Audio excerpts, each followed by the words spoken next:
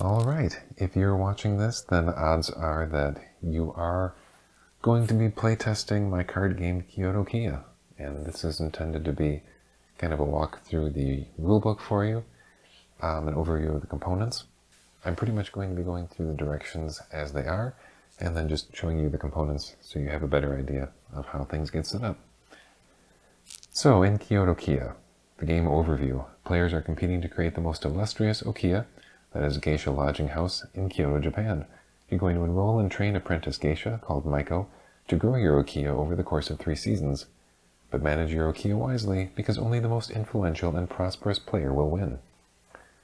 So for the game components, we have a 60-card Maiko geisha deck. These cards are double-sided.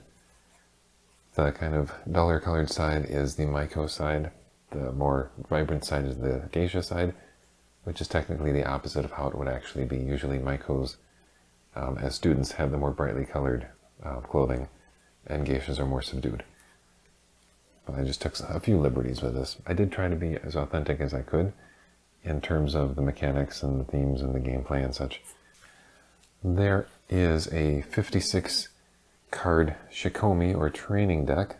Those all look like this on the back, and a lot of them are going to have these proficiency points on them. Some will have text that you'll follow, 4 directions. We'll cover those a little later. There is a 6-card Hanamachi deck, or district deck. That's what those look like.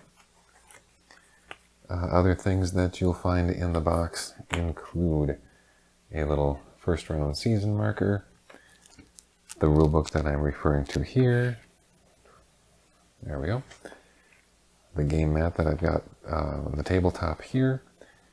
Your first player marker, 4 player reference mats. You're going to have 6 dice for a solo mode variant of the game, and a bag full of coins, your mon. Now, taking a closer look at the Maiko and Geisha cards. So players are going to gain influence by successfully graduating your double-sided Maiko and Geisha cards from the Maiko side to the Geisha side. The Maiko side has this gray-colored background and shows you the following information. It shows you the Maiko's name up at the top here, the influence value of the card, the proficiency levels that are required in order for this card to graduate. So little indicators that show you the One-san value for this card. We'll cover that a little bit later. And a symbol up in the corner representing this particular student's preferred Hanamachi. If you flip these over to the other side, you have a lot of the same information. You have their name, a translation of their name, the Hanamachi symbol, and then their One-san abilities up here. Taking a look at the Shikomi or training cards, players are going to educate their Maiko by playing Shikomi or training cards that depict either skills or actions that are related to the geisha world. Skill cards are going to contribute to meeting the Maiko's required proficiency levels, while action cards will have an immediate ongoing or delayed effect on gameplay. While some of the Shikomi cards are free to play, this one doesn't have any cost associated with it. Many of them will have a cost indicated. You'd have to pay that before you are able to play the card. And then finally we have the Hanamachi or district cards. Representing the 6 historic geisha districts in Kyoto, Japan, the Hanamachi cards each offer a unique bonus condition and corresponding reward, which the player will earn if that condition is met at the end of a season. That's the top half of the cards here. On the bottom half, it grants each player a special action or ability, which you can use once at any time during the current season. In the lower corner here also is a rank for the card that is going to determine the player order, or the first player, I should say, for the following season. Now we're going to go through the initial game setup. So we are going to give each player 5 mon, so 5 of the copper coins here, to start with. I'm just going to set up a player's play area there. You're going to, however you want to, you're going to choose a first player, and they're going to get the first player marker, so we'll just put it over here. Then for the first season, you're also going to pull out a few specific cards from this Shikomi training deck. Each player is going to get one of each of the following cards: the Sensu, Okobo, and Kotsuzumi cards. So at the start of the game, each player is going to have those 3 cards in their hand. You'll then shuffle the remaining cards in the Shikomi deck and deal an additional 2 cards to each player, which I'm just going to leave these face up here, so that each player will have a starting hand of 5 cards. You'll place the remainder of the Shikomi draw deck on the corresponding space here on the playmat. Then you will draw the top 4 cards from the deck here and put them in the corresponding spaces on the playmat. Next, we're going to set up the Maiko and Geisha deck. So you're going to shuffle this, place it on the corresponding spot on the game mat here, and again, fill in the top 4 spaces. Now, in the event that you would draw an 8-point or a 10-point card at the very beginning of the game, you're just going to put those on the bottom of the deck and draw replacements for those. Make sure you put the season marker on season 1 there. Finally, to start the round setup, we have the Hanamachi card selection. So you're going to take the 6 Hanamachi cards, shuffle them up, take one out at random, and set it aside. You'll then give the rest of the Hanamachi cards to the first player. There you're going to take a look through them and choose one of those cards to keep for themselves. Things that might factor into your selection might be if there are geisha up here or Maiko students that are going to match your Hanamachi symbol. It might also be dependent on which of the special actions you think is going to be most useful to you this season. At the very start of the game, it probably isn't going to make a whole lot of difference, but if you play a game or two, you'll probably start to see some strategies and some advantages or disadvantages to particular cards there. So I'm just going to go ahead and pick the top card here and select it for this player. Now normally you will keep this card secret and face down from the other players. If and when you decide to use the special ability of the card, then you will turn the card face up, both so that you know that you've used the special ability on the card, and then that other players will also be able to now see which of the districts you chose. I will point out that there are some Hanamachi cards with bonus conditions that scale depending on the season. So in this case, it says that your geisha cards have Onisan communication values that total 2, 4, 6, or higher. So that means in season 1 it's 2, in season 2 it would be 4, and in season 3 it would be 6 in order to meet that requirement. Also, the special action is something you can only use once during the season. Once each player has their starting hand, their starting money if it's the first season, you've selected your Hanamachi cards, then you're going to start going through the season and going through the rounds of player turns. So I'll have you refer to the player turn reference cards here, and we're just going to go through and explain the actions that you can take on your turn. There are 3 optional actions. You can enroll a Maiko card, you can discard and draw one, you can use your geisha cards as One-san. We'll explain that a little bit later because you won't be able to do that at the very start of the game. And then the one mandatory action is you'll either have to play a card or reject a card from your hand. This is all during phase 1 of your turn, which is called the Kanri or management phase. You might also have additional things that you can do on your turn depending on what your special action is for your Hanamachi. And if you happen to have played a Shikomi card that has an action on there that's kind of delayed, it's something that you play now and then later during the round or on a future turn, it gives you some sort of benefit. So let's go through those optional actions on the turn reference card to start with. First of all, enrolling a Maiko. This is most likely what everyone will be doing on their first turn, and that is literally choosing one of the available geisha cards up here and putting it in front of you. That's a card that you're going to be working towards trying to graduate. Again, these cards would be hidden in the player's hand. I just have these out here so you can see what you would be dealing with as a virtual player here. You can choose the top card from the Maiko draw deck.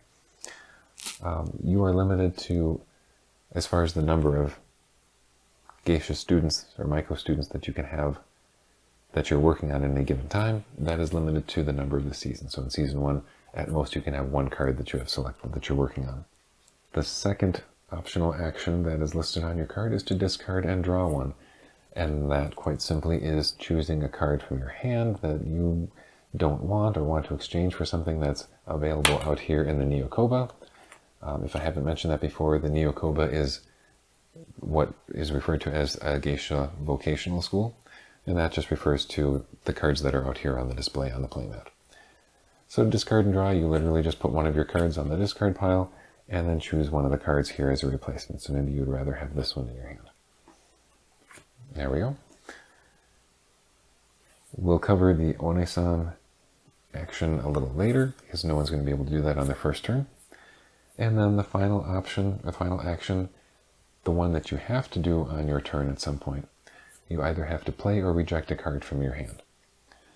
Playing a card means you pay any cost. You choose one card, you pay any cost associated with it. So if you played this card, you'd have to pay 2 coins. We're going to go ahead and do that just as an example here. And then you either play this card onto one of your Maiko students, or if it's a card that has an action on it, you're just going to follow the directions on here. In this case, this card costs 2 coins, so you're going to pay your 2 coins in and play this card. Now when you play this on one of your Maiko students, you're just going to line up the colors and the symbols on there to show that you're working towards meeting those requirements on there. Those will stay in front of you on the table. Your other option, if you can't play any of the cards in your hand, or if you don't want to play any of the cards in your hand, you can reject a card. Essentially that is putting a card in the discard pile, not playing anything on your turn. In that case, you gain 2 mon from the bank. After you've performed the one mandatory action and any of the optional actions that you would like to on your turn, you go on to phase 2 of your turn, which is Erike, or the turning of the collar. What you're going to do is you're going to see if any of your Maiko cards are ready to graduate. This one is not, because I have not met the requirements on here. I only have 1 point in communication and 1 point in artistry and no points in the middle in service. Now, if I had played some extra cards on my turns, and I will just put these out here as an example, just pretend that over the course of several turns, we played some additional cards here. There we go. There you can see that the totals add up to at least the amount on the geisha card there, or the Maiko card. So if you have a Maiko student where you've met the graduation requirements, there are several things that are going to happen. I should point out that you do have to play at least 1 skill card on a Maiko student in order for it to graduate. So when a card graduates, what happens? Well, you're going to first of all earn the amount of mon or coins that's indicated on the card. So if you graduated this card, you're going to get 4 coins. The second thing that's going to happen is you are going to discard any of the red Shikomi cards that you used in order for that card to graduate. If you had any of your own geisha that you used as Oni-san, which again we'll explain in a little bit, those will stay with you. You would just go and kind of hide them under your Hanamachi card so you know that you've already used them. You then flip this card over to the geisha side and keep it in front of you on the table. This geisha is now part of your Okiya. And what does that mean? Well, the main thing is that you now have these additional proficiency points available for you to use on a future turn and in future seasons.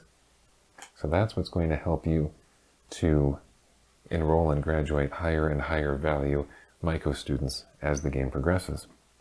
After you've checked for that, your turn is over, and you're going to proceed, play is going to proceed to the left.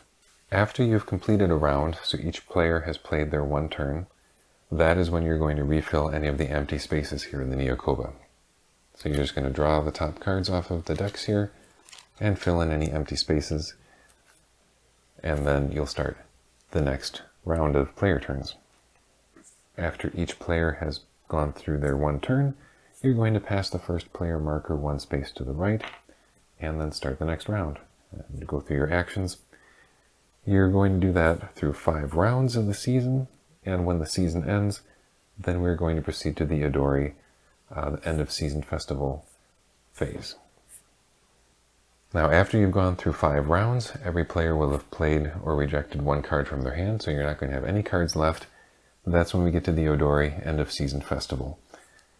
So if you happen to have any Shikomi cards that are still in play, there might be some that have something that happens if you still have that card at the end of the season. You'll resolve any of those ongoing effects. Then any players who have not revealed their Hanamachi cards are going to flip those over so that everyone can see which ones they had. And you're going to do a couple of things. First of all, you're going to evaluate the conditional bonus on your card. Each conditional bonus is unique. So for the one that we had chosen here, the example is your geisha have One-san communication values that total 2, 4, 6, or higher. We're in the first season, so we're going to go with the first number of 2. Let's just say that we had ended up, well, actually, even if this was the only card that we graduated, we're looking at the communication values down here, and the total number of points that we have is 2, so we would have met the conditional bonus requirements on here. We would then gain the amount of mon that's listed in the corner, so we'd get an extra 5 coins. Each player is going to evaluate their own bonus condition. Then there is also a Hanamachi match bonus. So what you're going to do is for every one of your own geisha cards that you have, where the symbol matches the Hanamachi card that you have for this round, you're going to get 2 coins. For every other player's card that has that same matching symbol, you will get 1 coin. After everyone has evaluated their bonuses, you're going to take a look at the Hanamachi cards for each player and determine who has the lowest ranked card. So the smallest number in the corner there, they are going to get the first player marker to start the next season. You'll do that same round of scoring at the end of season 2. You'll do that again at the end of season 3. And that's when you'll do our final scoring. Now, a couple of things to keep in mind. At the end of season 1 and season 2, it's possible that you may have some Maiko students that you've been working towards graduating, and for whatever reason you weren't able to complete their graduation requirements by the end of the season. What's going to happen with those is they're going to stay in place in front of you on the table. All the cards that you played on them up to that point are going to stay there as well. They will not be factored in the Odori scoring phase. If you make it to the end of the game and you haven't completed them, they won't count for anything. But if it's during seasons 1 or 2 that you don't finish them, you can continue to work on those during the following seasons.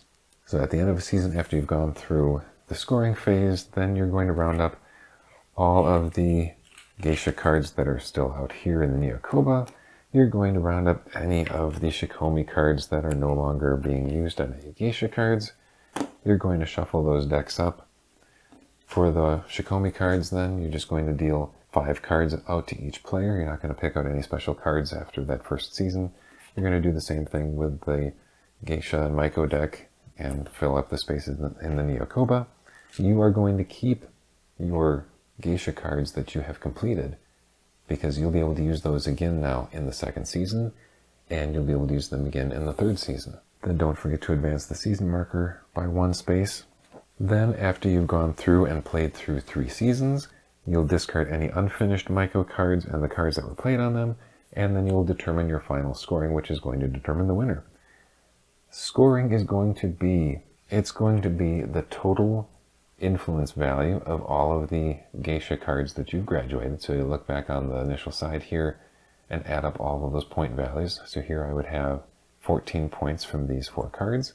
In practice scores, test games that I've run, scores were usually probably in like the 50s or 60s, give or take.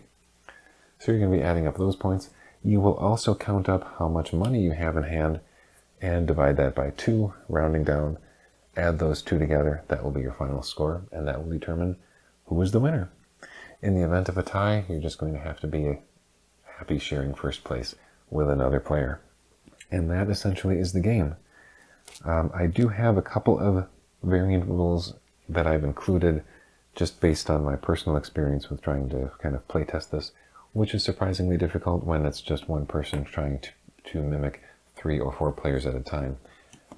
It gets really convoluted trying to keep track of who's the first player and who's doing what, and you can't keep your strategy straight because you have no idea what you're going to do from one round to the other.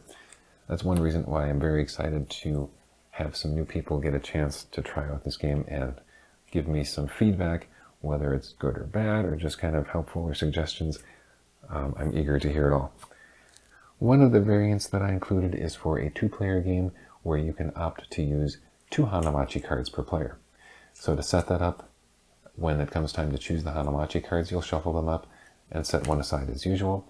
The first player will choose 1 card, the second player will choose 2 cards, and then the first player will choose 1 of the remaining cards. Other than that, the gameplay is the same as it would be for a regular 2, 3, or 4-player game. Just each player is now going to have 2 special actions that they have at their disposal. They'll have 2 conditional bonuses they could possibly get the bonus for, and they'll be doing the Hanamachi match for 2 different symbols. I also included kind of a solo variant if you want to give the game a try and you just don't have anyone else to play with. You can kind of get a feel for how things would go if you were playing with additional players at the table. I'm just going to kind of show you really quick how that sets up. For setting up a solo game, there's a couple of things you'll have to change from the basic rules. So first of all, you're going to look through the Shikomi deck, pick out the 2 Hosutetsu or Hostess cards, and just leave those in the game box because they don't really apply to a solo game. You're also not going to use the Shimabara Hanamachi card. You're going to randomly remove 1 or more Hanamachi cards depending on the difficulty level you choose, and then choose 1 of the cards that is left. And then at the beginning of each turn, what you're going to do is you're going to roll some dice. So we have just kind of some black and white marbled dice here that I've included in the game. For an easy game, you're going to roll 1 of each. For a medium game, you're going to roll 2, and for a difficult game, you're going to roll 3. And I just noticed one mistake for sure in the rulebook. It says there are black dice and pink dice. They're not. They are black dice and kind of a light white marbled dice. We'll do a medium game here. At the start of each of your turns, you're going to roll these dice, and any of them that match up with spaces on the player board here, black ones for the geisha cards and white ones for the Shikomi cards, you are going to discard the cards that are in that particular place. So at the start of my turn, if I rolled this, I had a 1 and a 4. These 2 cards would get discarded and returned to the game box. I had a 5 and a 6 here, so none of these cards are going to get discarded. And this is kind of to simulate the loss of cards if you were playing with multiple players. That would make for fewer choices available to you when you're doing your turn and looking to maybe exchange cards or do something better with your hand. And then just kind of have different categories based on your final score.